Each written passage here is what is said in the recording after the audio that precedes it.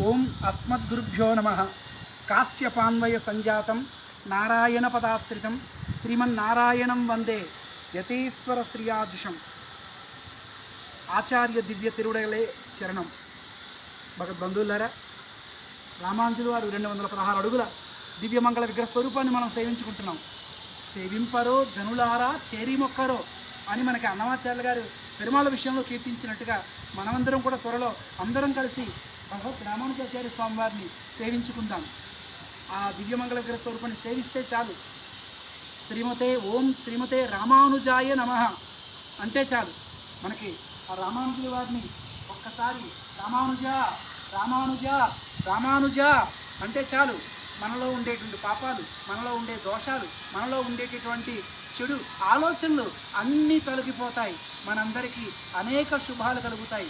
రండి, స్వాగతం సుస్వాగతం. మనం ఆచార్య సన్నిధిలో చక్కగా భగవద్ రామానుజాచార్య స్వామివారిని సేవించుకుందాం.